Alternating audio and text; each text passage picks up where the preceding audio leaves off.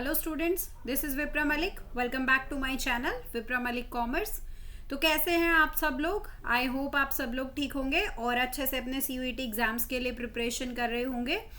तो चलिए स्टूडेंट्स, मैं आपको पहले बता दूं कि मेरे चैनल पे मैंने आपसे जैसे प्रॉमिस किया था कि मैं अकाउंट्स, BST और इकोनॉमिक्स के तीनों सब्जेक्ट्स के MCQs की प्रैक्टिस आपको कराऊंगी। तो मैंने आपको कुछ क्लासेस जो है वो अकाउंट्स की करवाई हैं। अब मैं आपको BST की क्लास करवा रही हूँ। तो BST का जो फर्स्ट चैप्टर है, nature and significance of management, उससे रिलेटेड जो MCQs हो सकते हैं वो मैं आपको करा रही हूँ। ठीक है, तो इसकी ऑलरेडी एक क्लास हम लोगों ने कर लिया। अगर आपने वो MCQs नहीं देखे हैं तो वो भी आप लोग देख लीजिएगा, मेरे चैनल पर ही आपको मिल जाएगी प्लेलिस्ट। ठीक है, तो आज हम उसके आगे के MCQs करेंगे। उस दिन हमने 10 MCQs का डिस्कशन किया था, आज कुछ और MCQs का डिस्कशन हम लोग करेंगे। तो चलिए, अब टाइम वेस्ट किए बिना हम लोग स्टार्ट करते हैं अपनी आज की क्लास को। तो 10 क्वेश्चन ऑलरेडी कर चुके थे, तो आज जो क्वेश्चन है वो है क्वेश्चन नंबर 11। तो क्या है question? The following is not an objective of management, कि इसमें से मैनेजमेंट का ऑब्जेक्टिव क्या नहीं है। हमें ये बताना है क्या मैनेजमेंट का ऑब्जेक्टिव नहीं है। एक तो आप लोग क्वेश्चन बहुत ध्यान से पढ़ना कि कहाँ पर नोट आया है और कहाँ पर नोट नहीं आया है। तो ऑब्जेक्टिव क्या नहीं है? अर्निंग प्रॉफिट, क्या प्रॉफिट अर्न करना मैनेजमेंट का ऑब्जेक्टिव नहीं है? Growth of the organization, organization की ग्रोथ क्या ऑब्जेक्टिव नहीं है? प्रोवाइडिंग एम्प्लॉयमेंट, एम्प्लॉयमेंट प्रोवाइड करना, या पॉलिसी मेकिंग, पॉलिसी बनाना, इसमें से क्या मैनेजमेंट का ऑब्जेक्टिव नहीं है? प्रॉफिट अर्न करना तो होता है, ग्रोथ भी होता है, पॉलिसी भी होता है, लेकिन एम्प्लॉयमेंट प्रोवाइड करना कोई ऑब्जेक्टिव नहीं होता। तो option number 3 will be the correct answer. चलिए next question. Coordination is, coordination क्या होता है? Function of management, essence of management, या फिर ऑब्जेक्टिव ऑफ मैनेजमेंट, या फिर नन ऑफ द अबोव। मैंने ये आपसे पिछली क्लास में भी आपको बताया था। मैं आपको कोऑर्डिनेशन से रिलेटेड एक क्वेश्चन करा रही थी, तब मैंने आपको बताया था कि कोऑर्डिनेशन को एसेंस ऑफ मैनेजमेंट भी बोला जाता है। तो ये क्वेश्चन उसी से रिलेटेड है। तो इसका आंसर क्या होगा कि कोऑर्डिनेशन क्या होता है? Essence of management. चलिए next question, question number 13। Tina is working as a production manager, sorry ये एन गलत लिखा गया है। Tina is working as a production manager in ABC limited. What is the level at which she is working? Tina है, वो क्या करती है? ABC लिमिटेड एक कंपनी है, उसमें एज अ प्रोडक्शन मैनेजर वो वर्क करती है। तो बताइए वो कौन से लेवल ऑफ मैनेजमेंट पे काम करती है? टॉप पे, मिडिल पे, या लोअर लेवल, या ऑल ऑफ द अबव? बताइए क्या होगा इसका करेक्ट आंसर? इसका आंसर होगा मिडिल लेवल मैनेजमेंट। मैंने आपको पिछली क्लास में भी बताया था कि जो मैनेजर होते हैं पर्टिकुलर फंक्शन से रिलेटेड, जैसे प्रोडक्शन मैनेजर हो गया आपका, सेल्स मैनेजर हो गया आपका, परचेज मैनेजर हो गया आपका, और फाइनेंस मैनेजर हो गया, और आपका ह्यूमन रिसोर्स मैनेजर हो गया। तो आपके ये डिफरेंट फंक्शंस जो परफॉर्म करते हैं अलग अलग मैनेजर्स, तो ये सारे के सारे जो मैनेजर्स होते हैं वो कौन से लेवल में आते हैं? वो मिडिल लेवल मैनेजमेंट में आते हैं। ठीक है, चलिए तो इसका आंसर क्या होगा? Middle level. Next question, question number 14। To conserve tigers, Airtel started an earnest awareness campaign, Save Our Tigers. Which objective of management is highlighted here? देखो, 3 टाइप के ऑब्जेक्टिव होते हैं मैनेजमेंट के, एक ऑर्गेनाइजेशनल, एक सोशल ऑब्जेक्टिव और एक personal objective. तो एयरटेल ने एक अवेयरनेस कैंपेन शुरू किया था टाइगर्स को कंजर्व करने के लिए। कैंपेन का नाम था सेव और टाइगर्स, कि टाइगर्स को बचाओ। तो ये जो कैंपेन है ये मैनेजमेंट के कौन से ऑब्जेक्टिव को हाईलाइट कर रहा है? ऑर्गेनाइजेशनल है, सोशल है, या पर्सनल है, या फिर पर्सनल और सोशल दोनों है? तो कैसा ऑब्जेक्टिव होगा? ये ऑब्जेक्टिव होगा सोशल, क्योंकि ये किससे रिलेटेड है? ये सोसाइटी से रिलेटेड ऑब्जेक्टिव है। तो ये कैसा ऑब्जेक्टिव होगा? सोशल ऑब्जेक्टिव होगा। Next question, question number 15। क्या है question number 15? What is concerned with completing activities or achieving goals with in the prescribed time limit. इसमें से क्या किससे रिलेटेड है कि काम जो होता है, जो एक्टिविटीज कंप्लीट की जाती हैं या जो गोल्स अचीव किए जाते हैं वो प्रेस्क्राइब्ड टाइम लिमिट के अंदर ही अचीव होने चाहिए। तो उसको क्या बोला जाता है, प्रोसेस या इफिशिएंटली या इफेक्टिवली।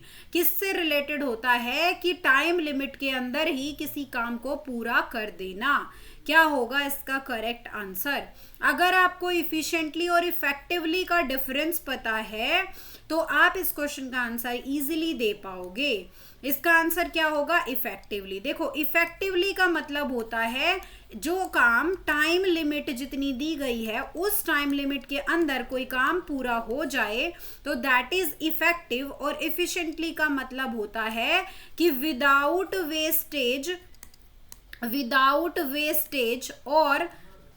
वेस्टेज ऑफ रिसोर्सेज और मिनिमम कॉस्ट पे जो काम होता है दैट इज कॉल्ड इफिशिएंट। ठीक है, तो बिना वेस्टेज किए रिसोर्सेज की और कम से कम कॉस्ट पे ज्यादा से ज्यादा प्रोडक्शन होता है तो दैट इज कॉल्ड इफिशिएंट।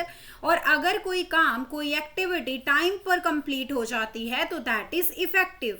तो टाइम लिमिट से रिलेटेड क्या होगा? इफेक्टिवली। ठीक है, चलिए नेक्स्ट क्वेश्चन है, which of the following is not an essential organizational objective of management. इसमें से कौन सा एक असेंशियल, एक जरूरी ऑर्गेनाइजेशनल ऑब्जेक्टिव नहीं है? Survival, eco friendly production, growth या फिर प्रॉफिट। तो आपने अगर ऑब्जेक्टिव पढ़े हैं तो आपको पता है कि सर्वाइवल, ग्रोथ और प्रॉफिट तीनों ही ऑब्जेक्टिव है, लेकिन इको फ्रेंडली प्रोडक्शन एक असेंशियल ऑर्गेनाइजेशनल ऑब्जेक्टिव नहीं होगा। ठीक है, next question number 17, in order to achieve organizational goals dash objectives should be integrated with organizational goals as only satisfied employees will help in achieving organizational goals। यानी कि organizational goals को achieve करने के लिए वो कौन से टाइप के ऑब्जेक्टिव्स होते हैं जिनको, जो ऑर्गेनाइजेशनल गोल्स के साथ इंटीग्रेट होते हैं। इंटीग्रेट होने का मतलब साथ मिलके काम करते हैं ताकि जो एम्प्लॉयज हैं वो भी सेटिस्फाइड हो और जो सेटिस्फाइड एम्प्लॉयज हैं वो अच्छे से काम करें ताकि जो ऑर्गेनाइजेशनल गोल्स हैं वो भी पूरे हो सके। ठीक है, तो ऐसे कौन से ऑब्जेक्टिव होते हैं जो ऑर्गेनाइजेशनल गोल के साथ इंटीग्रेट होते हैं? तो बताओ वो कौन से ऑब्जेक्टिव होते हैं? ऑर्गेनाइजेशनल या फिर सोशल या फिर पर्सनल या फिर नन ऑफ द अबो। तो कौन से ऑब्जेक्टिव होता है? पर्सनल, क्योंकि पर्सनल ऑब्जेक्टिव पूरे होंगे तभी तो जो एम्प्लॉयज हैं वो सेटिस्फाई होंगे और एम्प्लॉयज सेटिस्फाई होंगे तभी वो ऑर्गेनाइजेशनल गोल्स को अचीव करने में ठीक से कंट्रीब्यूट करेंगे। चलिए next question number 18, which of the following highlights the importance of coordination। इसमें से क्या है जो कोऑर्डिनेशन की इंपॉर्टेंस को हाईलाइट करता है? ग्रोथ इन साइज या फंक्शनल डिफरेंशिएशन या फिर स्पेशलाइजेशन या फिर ऑल ऑफ द अबो। कि कोऑर्डिनेशन की वजह से जो साइज है उसमें ग्रोथ होती है, फंक्शनल डिफरेंशिएशन आता है, स्पेशलाइजेशन, दोनों ही टर्म एक दूसरे से रिलेटेड है, फंक्शनल डिफरेंशिएशन और स्पेशलाइजेशन। तो इसमें से क्या है जो हाईलाइट करता है कोऑर्डिनेशन की इंपॉर्टेंस को, या फिर ये सभी? तो ये सब जो हैं वो हाईलाइट करते हैं किसकी इंपॉर्टेंस को? कोऑर्डिनेशन की इंपॉर्टेंस को। अगर आपने कोऑर्डिनेशन टॉपिक पढ़ा है उसके इंपॉर्टेंस के आपको मेन पॉइंट्स भी पता है तब भी आप इस क्वेश्चन को इजीली कर पाओगे। चलिए नेक्स्ट क्वेश्चन है question number 19, without coordination directing is impossible and of no worth if there is lack of coordination between superiors and dash। कि इन्होंने बोला है कि डायरेक्टिंग जो है वो इम्पॉसिबल हो जाती है अगर सुपीरियर और किसके बीच में कोऑर्डिनेशन की कमी हो। डायरेक्टिंग की कोई वैल्यू नहीं रहती अगर सुपीरियर और किसके बीच में कोऑर्डिनेशन की कमी हो, सुपीरियर और मैनेजर के बीच में, सुपीरियर और डायरेक्टर्स के बीच में, या सुपीरियर और सबऑर्डिनेट्स के बीच में, या फिर ऑल ऑफ दीज। बताओ, बिना कोऑर्डिनेशन के किसके बीच में कोऑर्डिनेशन अगर नहीं होगा, सुपीरियर और सबऑर्डिनेट। सुपीरियर वो होते हैं जो ऑर्डर्स देते हैं और सबऑर्डिनेट जो उस काम को करते हैं। तो सुपीरियर और सबऑर्डिनेट्स के बीच में अगर कोऑर्डिनेशन की कमी होगी तो जो डायरेक्टिंग फंक्शन है वो इम्पॉसिबल हो जाएगा। Next question, the dash coordinates the activity of the whole organization keeping in view the desired goals. इसमें से कौन सा लेवल ऑफ मैनेजमेंट है जो पूरे ऑर्गेनाइजेशन की एक्टिविटीज को कोऑर्डिनेट करने का काम करता है और क्या ध्यान में रखते हुए, ऑर्गेनाइजेशन के जो गोल्स हैं उनको ध्यान में रखते हुए पूरे ऑर्गेनाइजेशन की सारी एक्टिविटीज को कोऑर्डिनेट करता है। उस कौन सा वो लेवल ऑफ मैनेजमेंट होता है, मिडिल लेवल मैनेजमेंट या टॉप लेवल मैनेजमेंट या लोअर लेवल मैनेजमेंट या फिर ऑल ऑफ द अबोव। तो ये किसका काम है, ये है टॉप लेवल मैनेजमेंट का काम। ठीक है, क्योंकि गोल्स जो होते हैं ऑर्गेनाइजेशन के वो किससे रिलेटेड है, टॉप लेवल मैनेजमेंट से। चलिए नेक्स्ट है, नेक्स्ट क्वेश्चन हमारा असर्शन रीजन से रिलेटेड है। असर्शन क्या है, planning is that function of management which determines in advance what to do and how to do.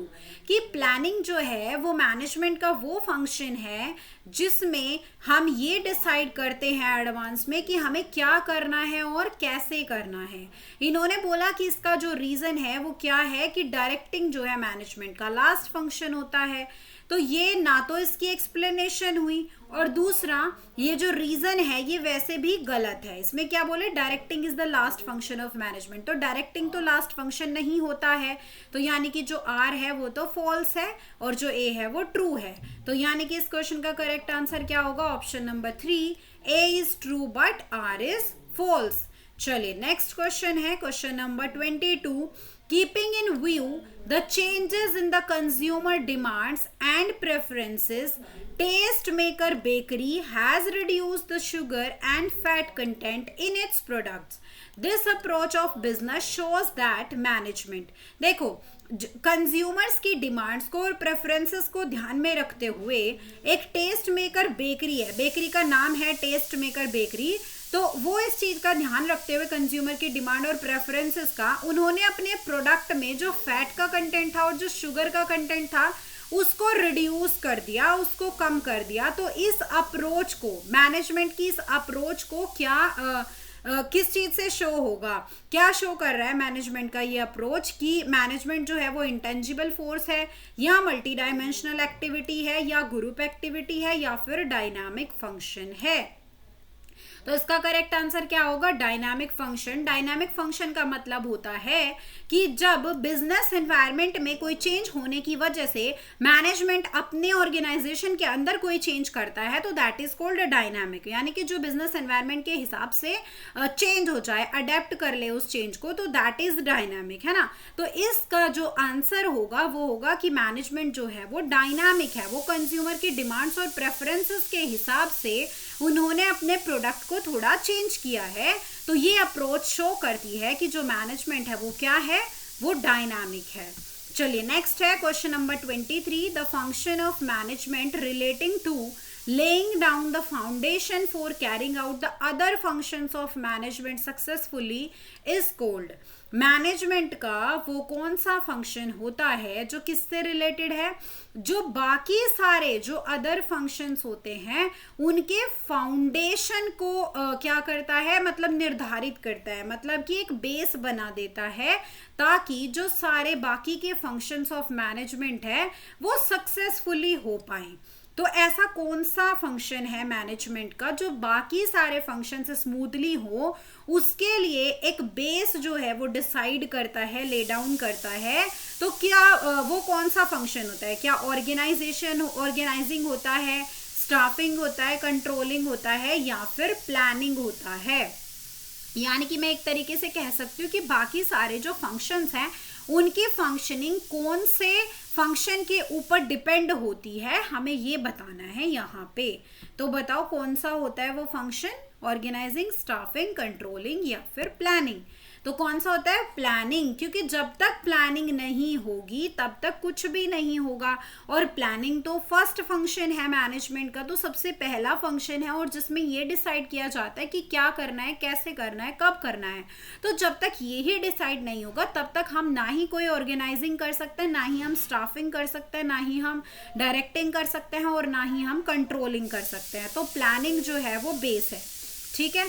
चलिए नेक्स्ट क्वेश्चन पर चलते हैं। Question number 24, as a multi dimensional phenomena management involves aspect such as. जो management है वो एक multi dimensional phenomena है, क्योंकि उसमें क्या क्या इंक्लूड होता है, management of people, management of operations, management of things या फिर ऑल ऑफ द अबो।